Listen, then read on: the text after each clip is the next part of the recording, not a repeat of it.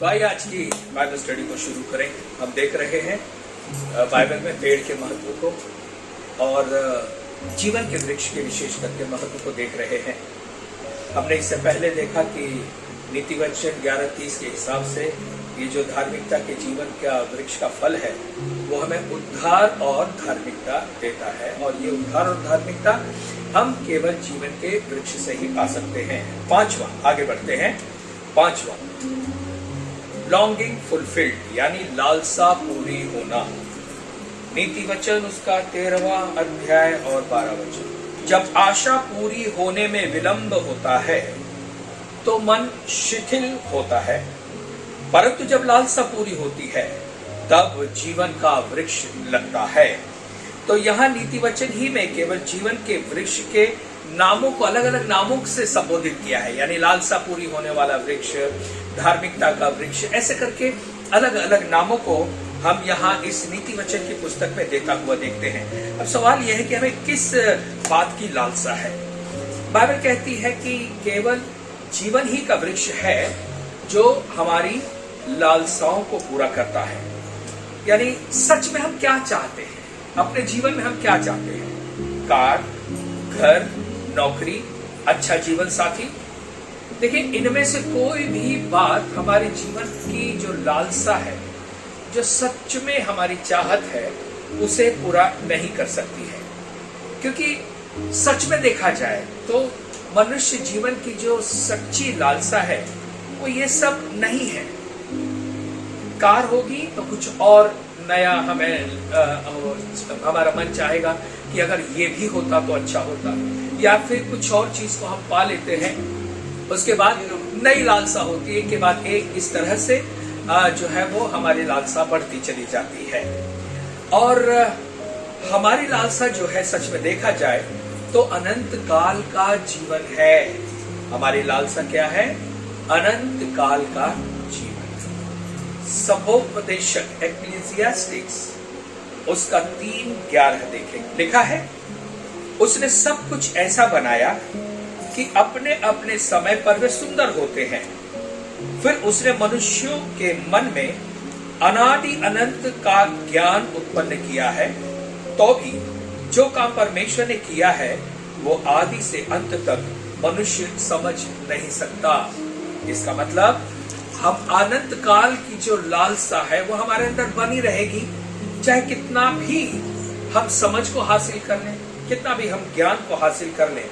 हमने ये वचन पढ़ा, सभोपदेशक 3 अध्याय और 11वां वचन। तो सच में देखा जाए तो मनुष्य की उत्पत्ति जो है वो परमेश्वर के लिए हुई है, हमारी लालसाओं के लिए नहीं, जो हम सांसारिक चीजों से पाना चाहते उसके लिए नहीं। हमें परमेश्वर ने अपने लिए बनाया है और हम परमेश्वर के हैं, और इसीलिए अनंत काल हमारे हृदयों में है, हमारी चाहत है, हमारी लालसा है।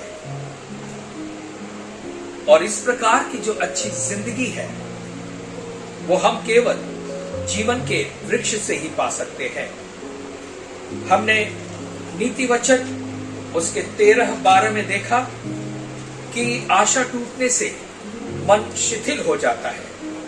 यदि हमने किसी ऐसी वस्तु की आशा रखी है जिसका संबंध जीवन के वृक्ष से नहीं है तो हमारी आशा अवश्य टूटेगी। और अगर वो हमारी आशा मिल भी जाए तो हम ये कहेंगे कि नहीं, इससे मुझे संतुष्टि नहीं मिल पा रही है। हमें संतुष्टि केवल उसी काम से मिलेगी जो परमेश्वर हमसे करवाना चाहता है, और हम उस काम का आनंद ले सकते हैं। तो आपने देखा, सांसारिक चीजों को, जितनी चीजों की हम लालसा करते हैं, अगर वो मिल भी जाए तो भी कम नहीं होता है, यानी और बढ़ते जाता है, इसके बाद ये, इसके बाद ये, इसके बाद ये। लेकिन अगर हमें संतुष्टि केवल उसी से मिलेगी जो कार्य परमेश्वर हमसे कराना चाहता है, क्योंकि हम परमेश्वर ही के लिए बने हैं, उसी के काम के लिए बने हैं, और केवल हम परमेश्वर के काम में ही, यानी उसकी इच्छा को पूरी करने में ही हम आनंद मना सकते हैं। लेकिन परमेश्वर के बिना मेरी लालसा कभी पूरी ना हो पाएगी, क्योंकि जैसे मैंने कहा, एक पूरी होगी तो दूसरी आ जाएगी, दूसरी के बाद तीसरी आ जाएगी, और हम जीवन में कभी भी संतुष्ट नहीं हो पाएंगे। आइए एक और वचन पढ़ें, इब्रानियों उसका 6वां अध्याय 19वां वचन। ऐसा लिखा है, वह आशा हमारे प्राण के लिए ऐसा लंगर है जो स्थिर और दृढ़ है और पर्दे के भीतर तक यानी परमेश्वर की उपस्थिति तक पहुंचाता है। तो हमारे प्राण का लंगर, लंगर यानी जब जहाज को लंगर डाल देता है तो जहाज स्थिर हो जाता है। हमारे जीवन में अगर हम अपनी लालसाओं में स्थिरता पाना चाहते हैं तो ये जरूरी है कि हम परमेश्वर पर आशा रखें, परमेश्वर के राज्य की लालसा रखें। और ये जो लालसा है ये स्थिर है, दृढ़ है, ये एक के बाद दूसरी ऐसे नहीं आती, दृढ़ है, मजबूत है। और ये लालसा अगर हम परमेश्वर के राज्य की लालसा करते हैं तो वो हमें परमेश्वर की उपस्थिति में भीतर तक पहुंचाती है। आप ध्यान दें, इस दुनिया की जितनी भी बातें हैं ये धूल और मिट्टी के समान है, हमें कभी भी संतुष्ट नहीं कर सकती। हमारी आशा स्थिर है और मजबूत है। जीवन का वृक्ष यीशु मसीह, स्वर्ग, ये सभी वास्तविक है, सच्चे हैं। इसलिए हमें इनके पाने की लालसा को करना है और हमारी आशा स्थिर और दृढ़ है। हम इसे अनंत काल में जान लेंगे। संसार की बातें तो बस कुछ ही समय की है, लेकिन हमेशा का जो स्वर्गीय जीवन है वही हमारी दृढ़ आशा है। छठवां, जीवन के पेड़ से और हमें क्या मिलता है? 6, आत्मा और जीवन। इसके लिए हम वचन देखेंगे, नीति वचन 15:4। नीति वचन 15:4 ऐसा कहता है, शांति देने वाली बात जीवन का वृक्ष है, परंतु उलटफेर की बातों से आत्मा दुखी होती है। तो यहाँ पे जीवन का पेड़ को क्या नाम दिया है? आत्मा और जीवन। नीति वचन की पुस्तक में जीवन के वृक्ष की पहचान उसे एक नाम देकर की गई है। यहाँ पर अदन की वाटिका के जीवन के वृक्ष की एक पहचान दी गई है और वो क्या है?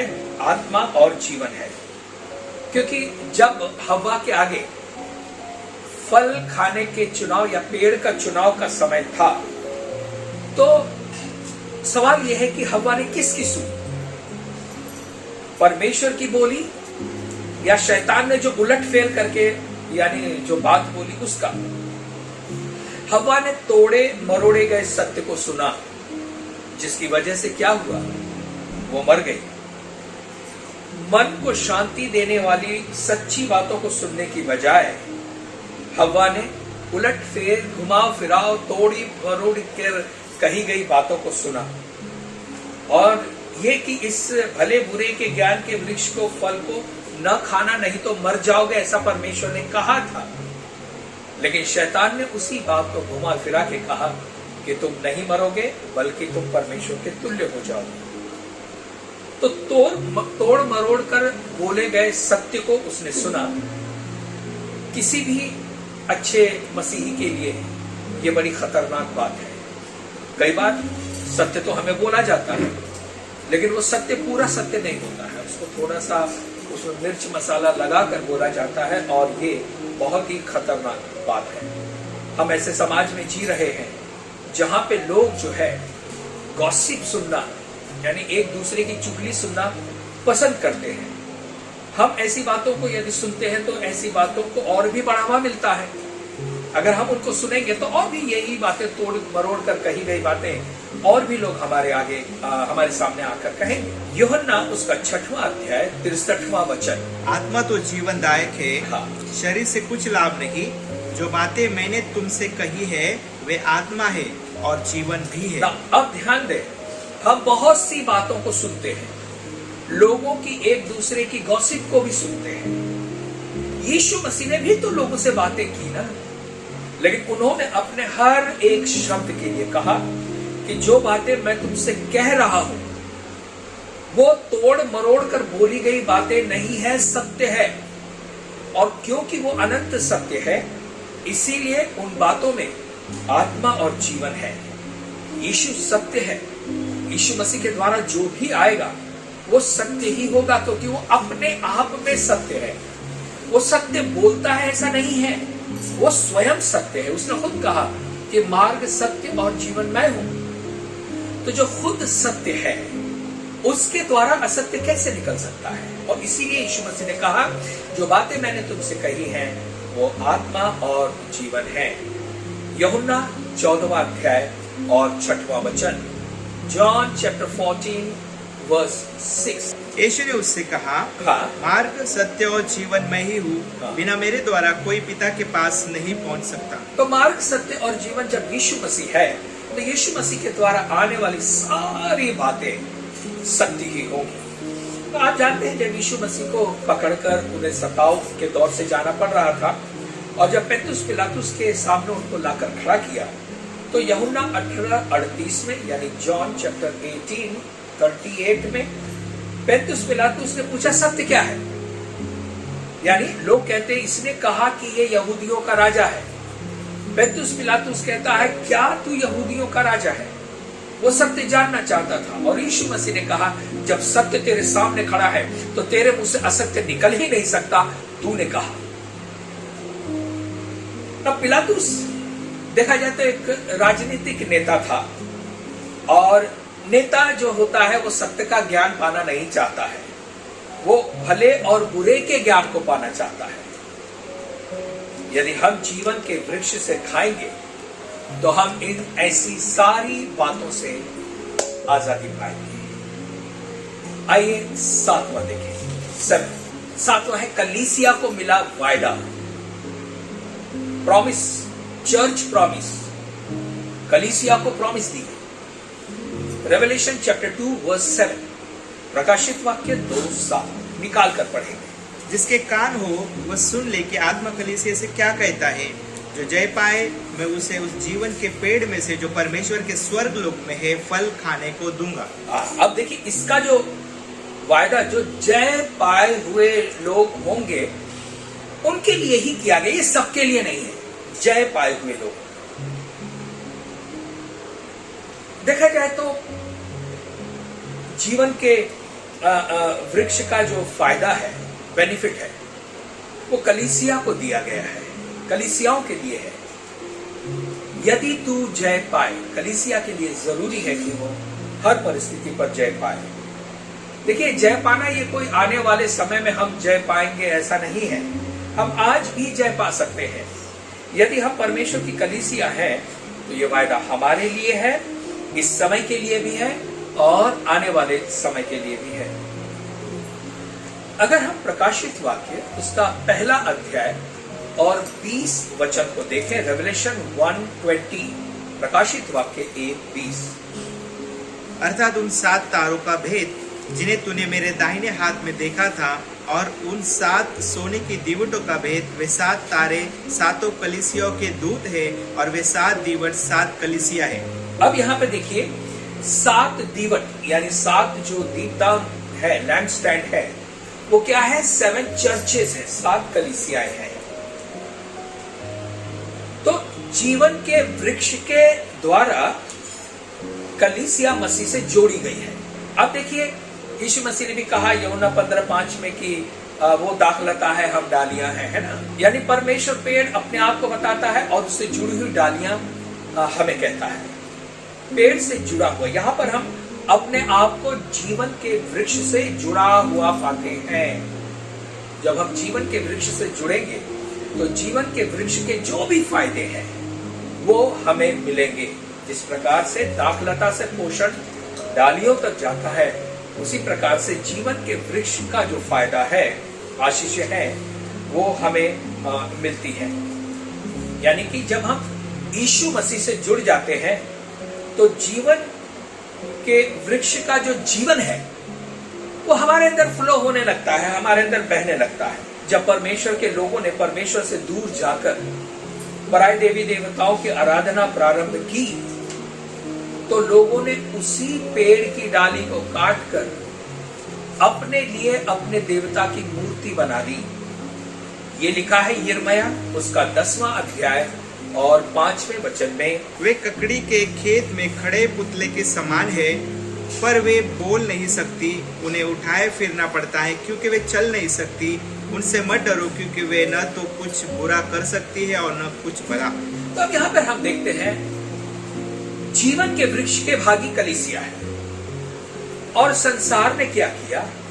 भले और बुरे के ज्ञान के वृक्ष को अपना लिया और उसकी डालियों से, उसकी लकड़ी से अपने लिए जो है मूर्ति बनाकर और अपने हाथ की कारीगरी की आराधना की, क्योंकि वो इंफॉर्मेशन का पेड़ है, जानकारी का पेड़ है, और उस पेड़ को उन्होंने आराधना का माध्यम बना दिया। आज का मनुष्य भी स्वयं की बनाई हुई बातों की आराधना करता है।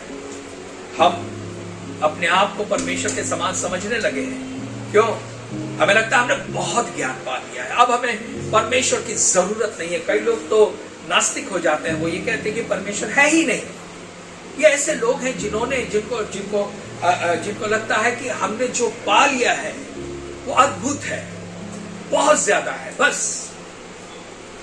और इसीलिए मनुष्य स्वयं की उपलब्धियों की आराधना करने लगा, स्वयं के हाथ की बनाई हुई कारीगरी में आराधना करने लगा। वो कहता है ऐसा करने से विश्व में शांति आएगी। सारे लोग जो है पूरे विश्व की शांति की बात करते हैं, कोई भी नहीं है जो विश्व की शांति की बात नहीं करता हो। लेकिन ऐसा नहीं है। शांति तब आएगी जब यीशु मसीह आएगा, जो शांति का राजकुमार है। वही तो जीवन का वृक्ष है, और हम अपने लिए खुद जीवन का वृक्ष नहीं बन सकते। यीशु मसीह जीवन का वृक्ष है।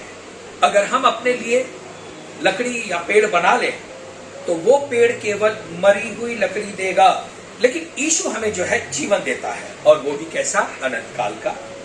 जीवन का वृक्ष तो यीशु ही है, और आप और मैं उससे जुड़ गए हैं, और उसकी सारी आशीषें हमें प्राप्त होती है। तो हमने देखा 7 उन फायदों को, और हमने ये भी देखा कि जीवन के वृक्ष का वर्णन बाइबल में कहाँ आया है। उत्पत्ति की पुस्तक में, प्रकाशित वाक्य की पुस्तक में, यानी बाइबल की पहली पुस्तक में, अंतिम पुस्तक में। लेकिन इतना ही नहीं, बाइबल के बीचों बीच जो पुस्तक है नीति वचन, केवल उसमें ही हमें जीवन के वृक्ष का वर्णन मिलता है। तो आइए आगे चलें। River of life. अब हम देखेंगे जीवन के जल की नदी, रिवर ऑफ लाइफ। प्रकाशित वाक्य 22वां अध्याय 1 से लेकर 5, रेवलेशन 22, 1-5। फिर उसने मुझे बिल्लौर की सी झलकती हुई जीवन के जल की नदी दिखाई, जो परमेश्वर और मेमने के सिंहासन से निकलकर उस नगर की सड़कों के बीचों बीच बहती थी। ये नदी कहां से? सड़कों के बीचों बीच बहती थी।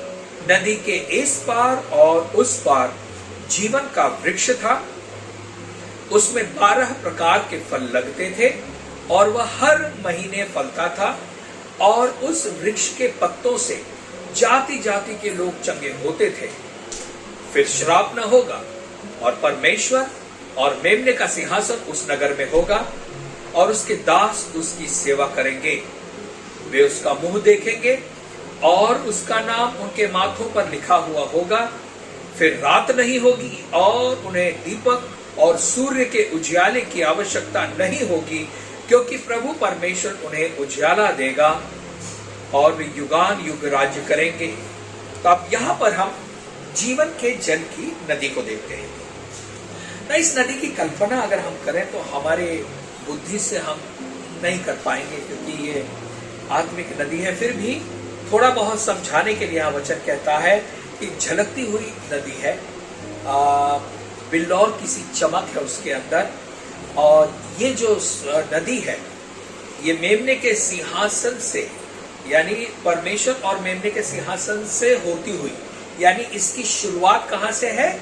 परमेश्वर के सिंहासन से है।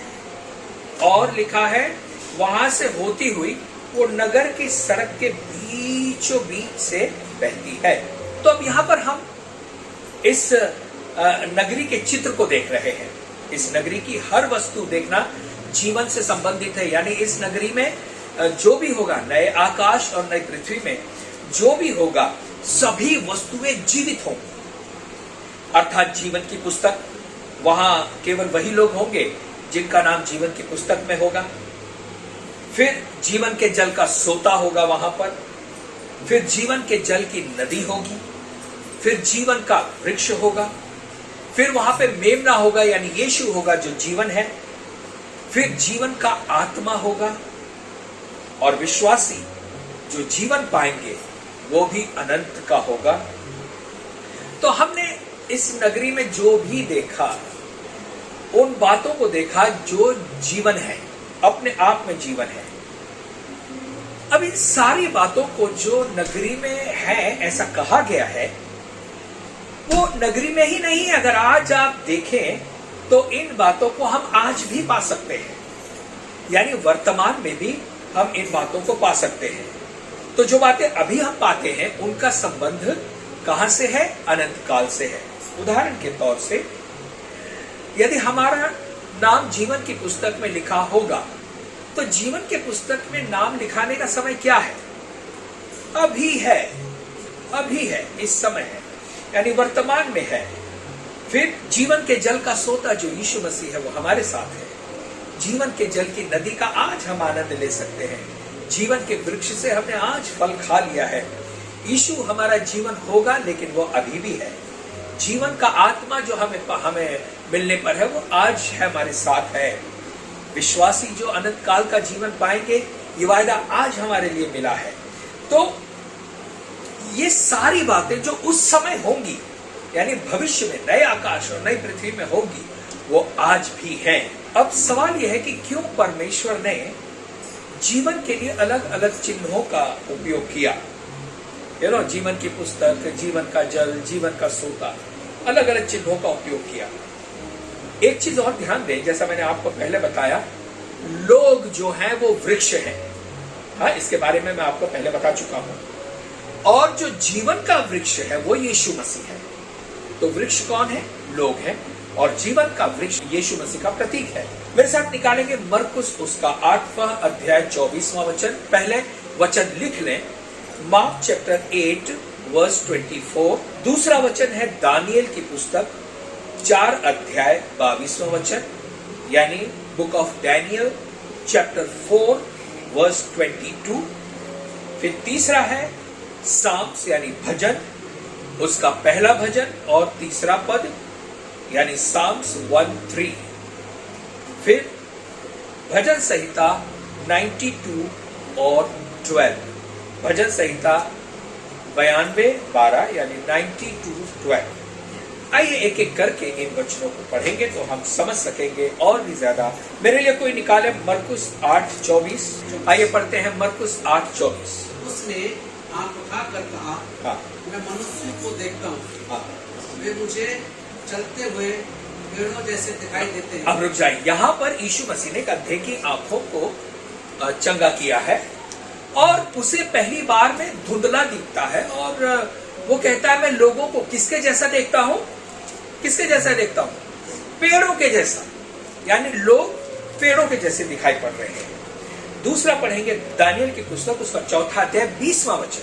जिस वृक्ष को तूने देखा, हाँ। जो बढ़ा और दृढ़ हो गया और जिसकी ऊंचाई स्वर्ग तक पहुंची और जो पृथ्वी के सिरे तक दिखाई देता था, जिसके पत्ते सुंदर और फल बहुत थे और जिसमें सबों के लिए भोजन था, जिसके नीचे मैदान के सब पशु रहते थे और जिसकी डालिया में आकाश की चिड़िया बसेरा करती थी, हे राजा वह तू ही है। तो यहाँ पर राजा उस वृक्ष को दर्शाते हैं, यानी लोग पेड़ हैं जो हमने बताया, वो हमने यहाँ पर देखा।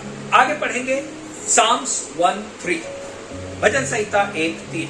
वो उस वृक्ष के समान है, हाँ, जो बहती नाली के किनारे लगाया गया है। ना यहाँ पर वो उस वृक्ष के समान है। इसका मतलब जो दुष्टों के साथ नहीं बैठता, उसकी संगति में नहीं, यानी यहाँ पे लोगों के बारे में कहा गया है। और उसको कहा गया है अगर वो वृक्ष जो पापियों की संगति में नहीं बैठता है वो उस वृक्ष के समान है। तो मैं आपको बताने की कोशिश कर रहा हूं कि वृक्ष जो है वो लोग हैं। साम 92:12, भजन संहिता 92:12। धर्मी लोग खजूर के समान फूले फलेंगे हाँ। और लबानन के देवदार के समान बढ़ते रहेंगे। यहाँ भी धर्मी लोगों के लिए खजूर और लबानोन की देवदार यानी पेड़ का वर्णन किया गया। तो अब हमने देखा पेड़ जो है वो क्या दर्शाते हैं? लोगों को दर्शाते हैं। अब प्रकाशित वाक्य 22 में हमने देखा कि जीवन के जल की नदी नगर के बीचों बीच, सड़क के बीचों बीच बहती है। यदि जीवन का वृक्ष यीशु मसीह का प्रतीक है, तो जीवन के जल की नदी किस बात का प्रतीक है, क्या आप बता सकते हैं? अगर जीवन का वृक्ष यीशु मसीह को दर्शाता है, तो जीवन के जल की जो नदी है वो पवित्र आत्मा का प्रतीक है। तो आइए देखेंगे पहला, जीवन की नदी जो पवित्र आत्मा का प्रतीक है, उसके बारे में वचन क्या कहता है। यूहन्ना उसका 7वां अध्याय 38वां वचन, जॉन चैप्टर 7 वर्स 38। जो मुझ पर विश्वास करेगा, जैसा पवित्र शास्त्र में आया है, उसके हृदय में से जीवन जल की नदियां बह निकलेगी। कहां से? अंदर से। हृदय यानी मनुष्य के मध्य भाग से, बेली, इंग्लिश में कहेंगे तो बेली, गर्भ से, उसके अंदर से। तो पहला जो है पवित्र आत्मा है, उसके अंदर से क्या बह निकलेगा? जीवन के जल की नदी जो पवित्र आत्मा है। फिर 37 भी पढ़े, 37 38 दोनों पढ़े, यूहन्ना 7 37 38।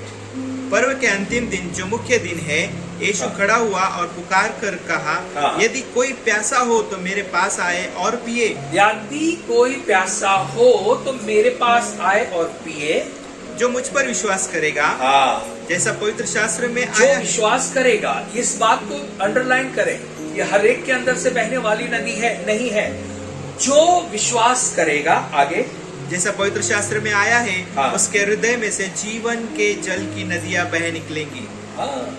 यानी यूहन्ना और भी इस बात को समझा कर कहता है। अगर आप 39 भी वचन पढ़ें, यूहन्ना 7:39 यानी 39, उसने ये वचन पवित्र आत्मा के विषय में कहा। अब यहाँ पे यूहन्ना समझा रहा है, जो बात यीशु मसीह ने कही थी उसको यूहन्ना और भी समझा के कह रहा है कि जो बातें उसने कही थी, आगे, जिसे उस पर विश्वास करने वाले पाने पर थे, क्योंकि आत्मा अब तक न उतरा था, क्योंकि यीशु अब तक अपनी महिमा को न पहुंचा था। तो अब यहाँ पर यूहन्ना और भी इस बात को समझाकर कहता है कि इसका अर्थ है पवित्र आत्मा, यानी वो पवित्र आत्मा जो उस पर विश्वास करने वाले पाएंगे, यानी पाने वाले थे।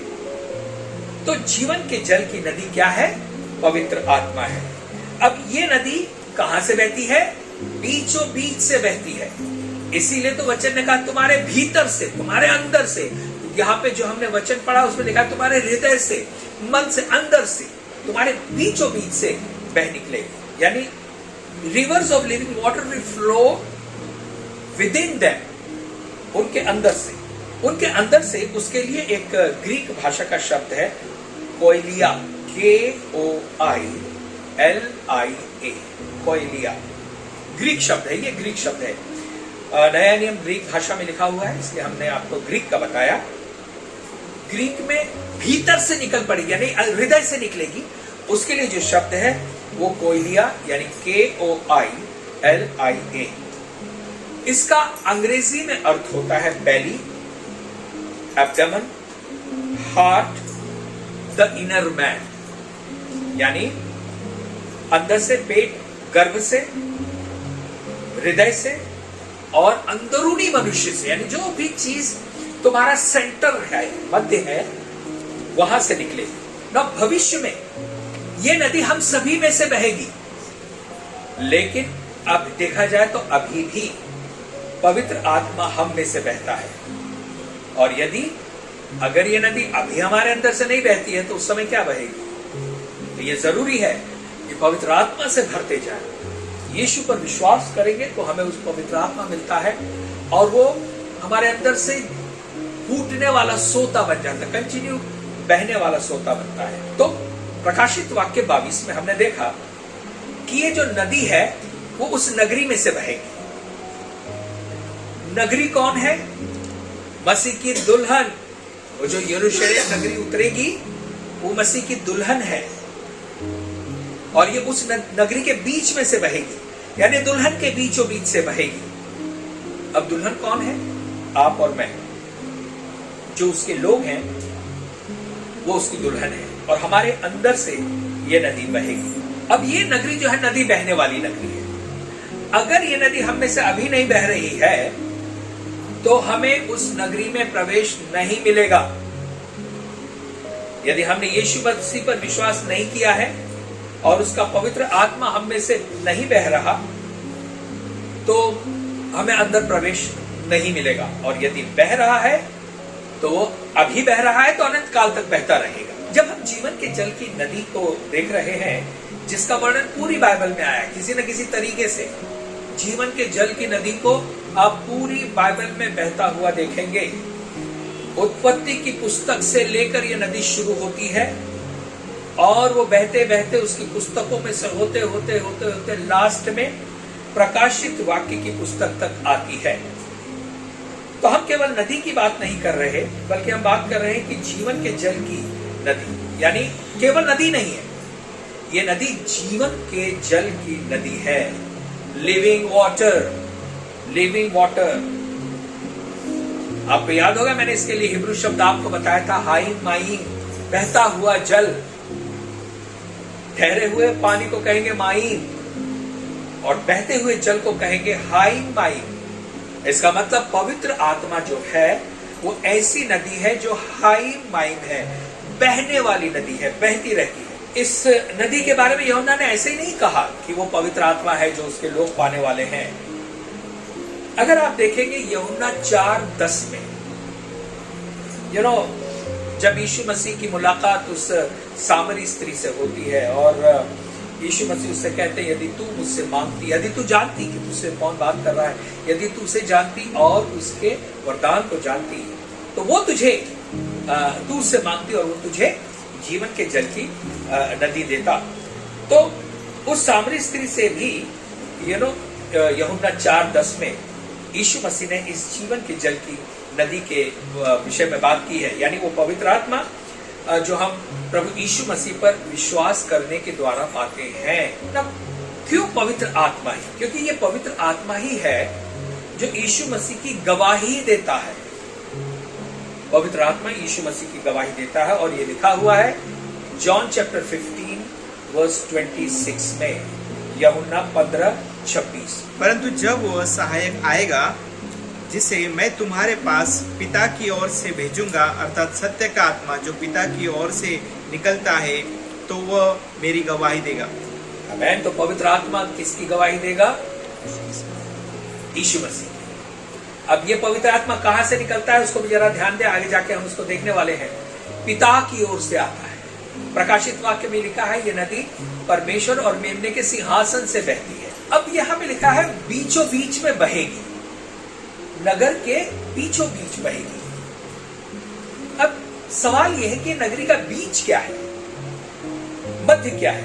मैंने आपको इससे पहले बताया कि इस नगरी का आकार कैसा होगा। सच में देखा जाए तो कोई भी ये नहीं कह सकता कि ये नगरी का आकार, साइज कैसा है, दिखने में कैसी है। लेकिन जितना भी हम वचन को पढ़ रहे हैं, उसके नाप, उसका लंबाई, चौड़ाई, ऊंचाई, इन सारी चीजों को देखने पे लोग ये कहते हैं कि यह नगरी पिरामिड के आकार की होगी और कुछ लोग कहते हैं क्यूब के आकार की होगी। ना क्यूब, इसका मतलब आपने देखा होगा जो ऐसा चौकोन गोल वस्तु होती है, और उसका अगर हम सोचे कि इस नगरी का आकार पिरामिड के जैसा होगा या क्यूब के जैसा, हमें नहीं मालूम। और दोनों चीज में मैं ये नहीं कह सकता कि नहीं ऐसा ही होगा या वैसा ही होगा, नहीं। लेकिन मान लो कि अगर ये पिरामिड के आकार की होगी तो अब सवाल ये है कि उसका मध्य कहां आएगा, उसका सेंटर कैसे निकाल सकते हैं? क्यूब है, उसके मध्य को आप और मैं कैसे जान सकते हैं उसका मध्य क्या है? क्यूब का मध्य हो सकता है उसकी एक जो साइड है उसका मध्य हो, या दूसरी साइड का मध्य, तीसरी, या फिर पूरे क्यूब का बीच में मध्य। ठीक उसी तरह से जो त्रिकोण का पिरामिड है उसका मध्य इस साइड की लाइन में होगा या इस साइड की लाइन में, या नीचे या इस तरफ होगा, हमें पता नहीं है। या फिर पिरामिड के एकदम बीचों बीच कहां होगा है, लेकिन यहां पे लिखा है मध्य में से बहेगी। उसको और सिंपल करने के लिए समझ लीजिए कि हमारे अंदर से बहेगी, जो भी हमारा सेंटर है, केंद्र है, उसके अंदर से बहेगी। उत्पत्ति की पुस्तक 2:10। यदि अंत की बात को अगर हम जानना चाहते हैं तो जरूरी है कि हमें प्रारंभ की बात को देखना पड़ेगा। अब हम प्रकाशित वाक्य में देख रहे हैं कि ये नदी जो है वो मध्य में से बह रही है। तो ये मध्य क्या है, इसको थोड़ा समझने के लिए ये जरूरी है कि हम वहां से शुरू करें जहां पे इस नदी का वर्णन आया है, या जहां पे नदी आई है उसको हम देखेंगे। तो उत्पत्ति 2:10 पढ़ेंगे, 2:10। उस वाटिका को सींचने के लिए एक महानदी अदन से निकलती है। तो अब थोड़ा सा ध्यान देना, ये किसकी वाटिका है? अदन की वाटिका है। इसका मतलब अदन एक बहुत बड़ा क्षेत्र है, उस अदन में एक वाटिका है, और ये नदी जो है वो अदन से बहती हुई वाटिका में आती है। यानी अदन से बहती हुई एक विशेष जगह में आती है, एक विशेष स्थान जिसे गार्डन कहा गया, बगीचा कहा गया है। और उत्पत्ति 2:10 के हिसाब से ये जो नदी थी वो क्या होता था, अदन की वाटिका के बीचों बीच बहती थी, और पूरे अदन का जो गार्डन है, बगीचा है, उसको सींच देती थी, यानी उसको पानी मिलता था। और फिर अदन से बहती हुई वो आगे को उसको 4 भागों में बांटते हुए हम देखते हैं, जिनके नाम वचन में दिए गए हैं, 4 नदियों के नाम। तो ये नदी कहां से आ रही है? ध्यान दें, ये नदी जो है वो अदन से आ रही है ना। किसी भी नदी का एक गुण होता है कि वो नीचे से ऊपर को नहीं बहती है। अगर पानी को बहना है तो जहां से वो प्रारंभ हो रहा है जरूरी है कि वो जगह ऊपर हो, तभी वो पानी बहेगा ना नीचे की ओर। तो अदन जो है वो वाटिका के किसी थोड़े ऊपरी स्थान में है। ओके, यानी ऊपर से नीचे की ओर ये नदी बह रही है। कोई भी नदी जो है नीचे से ऊपर नहीं बह सकती। तो ये वाटिका अदन से बहती हुई आती है, यानी अदन ऊंचा स्थान है, ऊपर से बहती हुई आ रही है, और फिर बाइबल बताती है 4 भागों में बंट जाती है। और इसका नाम भी दिया गया है बाइबल में। पहला है पीशोन, दूसरा है गीहोन, तीसरा है हिद्देकेल, और चौथा है फरात।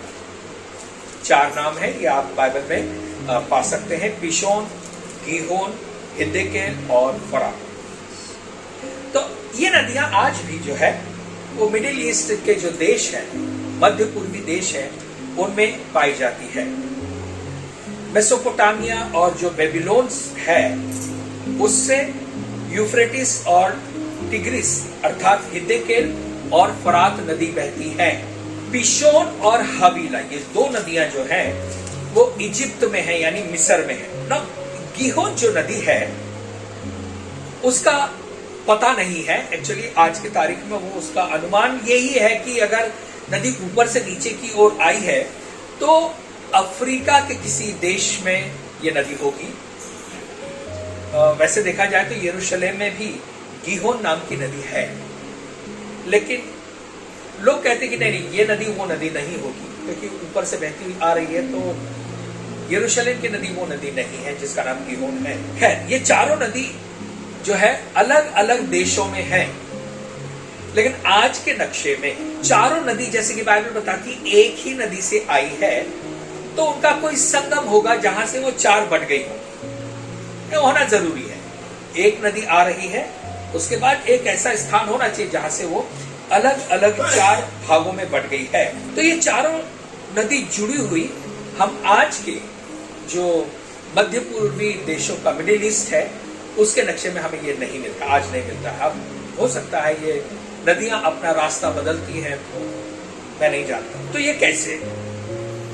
यदि परमेश्वर की वो नदी जो वाटिका को सींचती थी, तो कहीं तो उसका संगम, जैसा मैंने अभी आपसे कहा, उसका संगम पाया जाना चाहिए, लेकिन वो नहीं पाया जाता है। तो नदियों के द्वारा परमेश्वर प्रारंभ में हमें कुछ दिखाना चाहता था, क्योंकि यह नदी ऊपर से नीचे ढलान की ओर बहती है, जो अवश्य है कि कोई ऊंचे स्थान से आए। यहाँ परमेश्वर हमारे लिए किसी बात का इशारा कर रहा है कि वो नैसर्गिक नदी की बात नहीं कर रहा है, जो नेचुरल नदी है उसकी बात नहीं कर रहा। पुरानी सृष्टि में परमेश्वर हमें एक चित्र दिखा रहा है कि ये एक अद्भुत और अलौकिक नदी है, जो भिन्न दिशाओं की नदी है, डिफरेंट डायमेंशनल रिवर है। अब जीवन के वृक्ष इस नदी के दोनों किनारों पर हैं। अब ऐसा लिखा है, नदी के दोनों किनारों पर जीवन के वृक्ष हैं। रुक जाइए, ऐसे कैसे हो सकता है? बाइबल में तो हम एक ही जीवन के वृक्ष को पाते हैं, लेकिन इस नदी के दोनों ओर जीवन के वृक्ष हैं, जिनमें हर महीने 12 प्रकार के फल लगते हैं। तो इस नदी के बारे में हम जरा कंफ्यूज हो जाते हैं, क्योंकि परमेश्वर जो है वो डिफरेंट डायमेंशंस में एग्जिस्ट करता है, यानी अलग अलग आयाम में परमेश्वर है। तो यीशु को हम किसी एक स्थान में बांध कर नहीं रख सकते कि ओके एक जीवन का पेड़ यहीं लगाओ। वो एक है, वो यीशु मसीह जो आज इस समय स्टडी में हमारे बीच में है, वो केवल यहीं आ गया है ऐसा नहीं है, वो कहीं और भी है। इस समय जब आप मुझे देख रहे हैं, जहां पे भी प्रार्थना हो रही होगी, वो यीशु मसीह जो इस बाइबल स्टडी में यहां है, वो वहां भी है। तो अब सवाल ये है कि क्या यीशु मसीह 2 हो गए, 4 हो गए, 8 हो गए, 10 हो गए? नहीं, वो एक ही है। ठीक उसी प्रकार से इस नदी के दोनों किनारों पर जो जीवन के वृक्ष होंगे, वो वृक्ष कई नहीं बल्कि एक है। कुछ बातें हैं जो हम समझ नहीं पाते हैं, और जो बातें हम समझ नहीं पाते इसका मतलब ये नहीं कि वो नहीं है। देखिए, कुछ ऐसी आवाजें हैं जो मनुष्य सुन नहीं सकता, लेकिन कुछ जानवर सुन सकते, कुत्ता है या हाथी है। अगर आप इनके बारे में देखें तो आप देखेंगे ये वो आवाजें सुन लेते हैं जो हम अपने कानों से नहीं, यानी हमारे कानों की जो सुनने की क्षमता है, डेसिबल है, वो अलग है।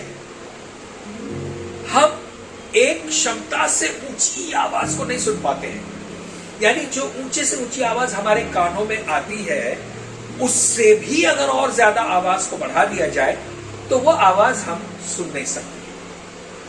फिर जहां से हमारे कान आवाज को सुनना शुरू करते हैं, अगर उससे आवाज को और भी कम कर दिया जाए तो वो भी हम नहीं सुन सकते। ओके, यानी एक अलग अलग डायमेंशन है आवाज के, जो हम केवल उसी को सुन सकते हैं जो हमारे कानों के आधार पर है, यानी जिसको हमारे कान सुन सकते हैं।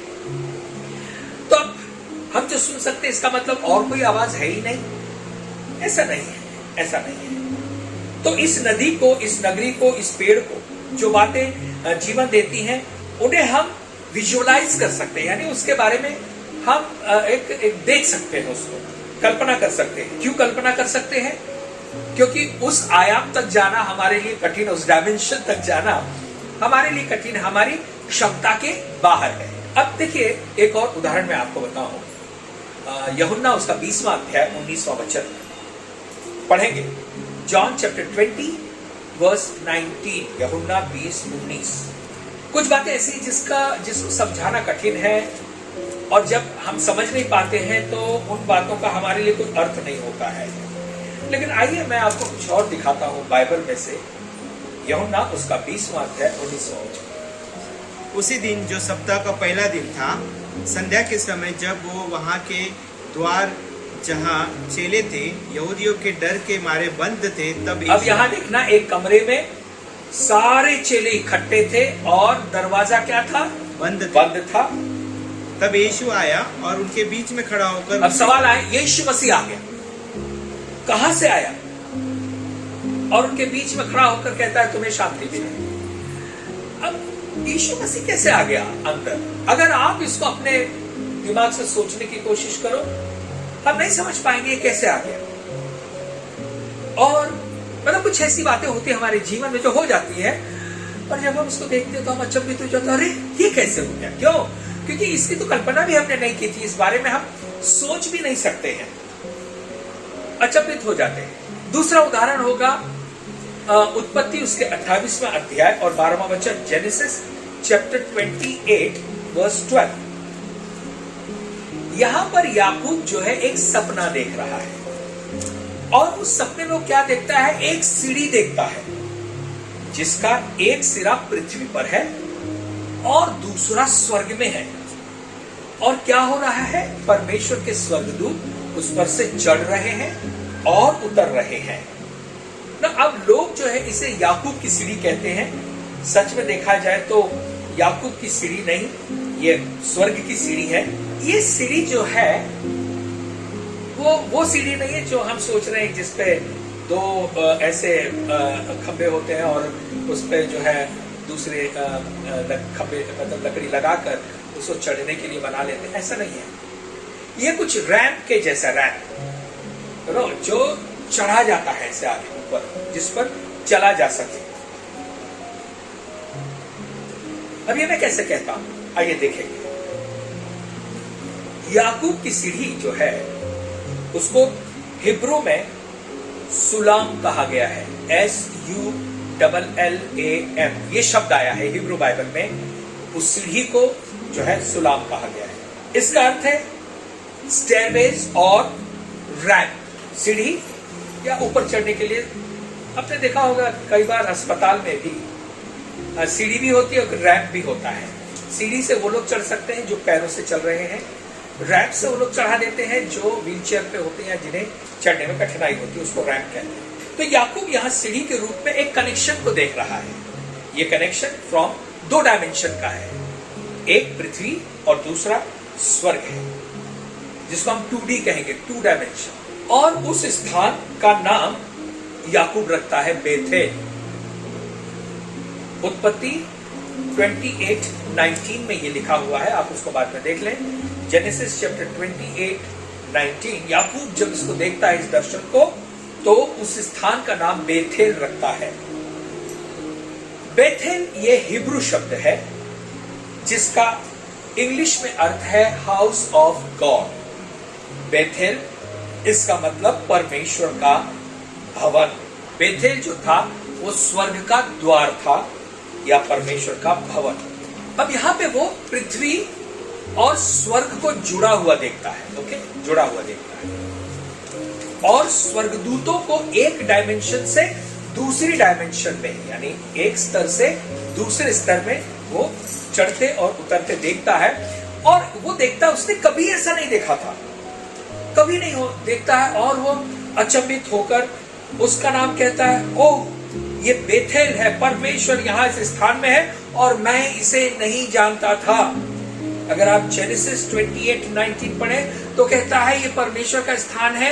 और क्या था, मैं इसे नहीं जानता था, यानी मैंने आज तक कभी ऐसा न तो देखा, न कभी सोचा, न कभी इसकी कल्पना की थी। तो अब सवाल ये है, पृथ्वी और स्वर्ग का कनेक्शन क्या उसी समय से हुआ जो जब याकूब ने देखा?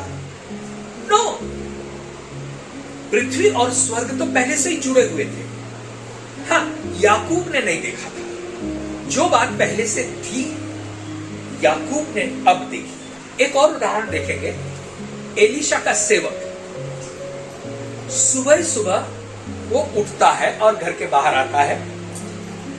ये पाया जाता है 2 राजा उसका 6वां अध्याय 15 से 17 वचन है। ये 2 किंग चैप्टर 6 15 से लेकर 17 तक।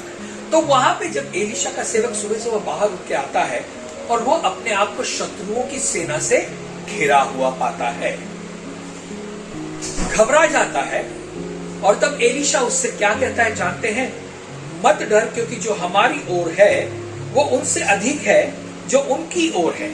2 किंग चैप्टर 6 वर्स 16 में ये लिखा हुआ है। अब सेवक जो था एलीशा का, उसने नहीं देखा था ये चीज, यानी उनकी ओर हमारी ओर ये चीज नहीं देखा था। उसने खाली उनकी ओर यानी शत्रु की ही सेना को देखा था, लेकिन हमारी ओर क्या है वो उसने नहीं देखा था।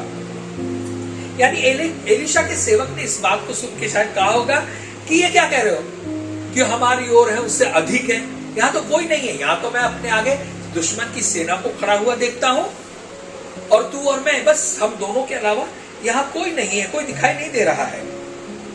ऐसे में एलीशा ने प्रार्थना की, हे परमेश्वर इसकी आंखें खोल दे। और जब एलीशा प्रार्थना कर रहा होगा तो उसके सेवक ने सोचा ये कैसी प्रार्थना है, मेरी आंखें खोल दे, मेरी आंखें, मैं अंधा थोड़ा ही हूं, लेकिन ये प्रार्थना कर रहा है मेरी आंखें खोल दे।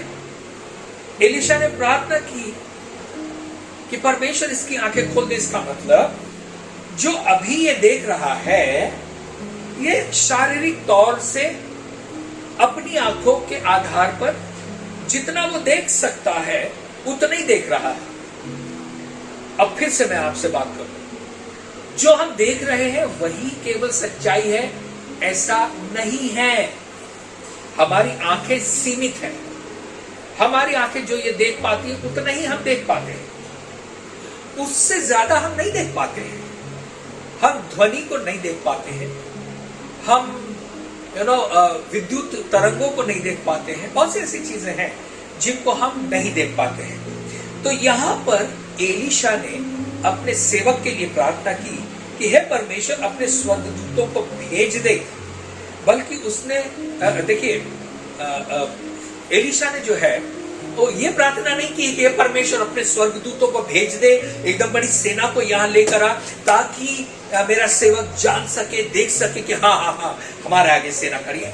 ऐसी प्रार्थना उसने नहीं की, यानी हे परमेश्वर स्वर्गदूत को भेज, ऐसी प्रार्थना नहीं की, बल्कि उसने प्रार्थना की हे परमेश्वर इसकी आंखें खोल दे, अर्थात हे प्रभु इसे दिखा दे कि सच में ये क्या हो रहा है। यानी एलीशा जो था वो नेचुरल डायमेंशन देख रहा था, प्राकृतिक स्तर को देख रहा था, लेकिन हेवनली डायमेंशन को नहीं देख पा रहा था। प्रार्थना के बाद एलीशा के सेवक ने देखा कि एलीशा के चारों ओर पहाड़ पर दोनों घोड़े और अग्निमय रथों का घेरा है। तब उसने देखा। इसका मतलब क्या हुआ, जरा ध्यान से सुने। इसका मतलब यह हुआ कि पहले जो दिख रहा था उससे और आगे दिखाने के लिए परमेश्वर ने एक पर्दे को हटाया और तब उसने देखा ओ यस ये भी है।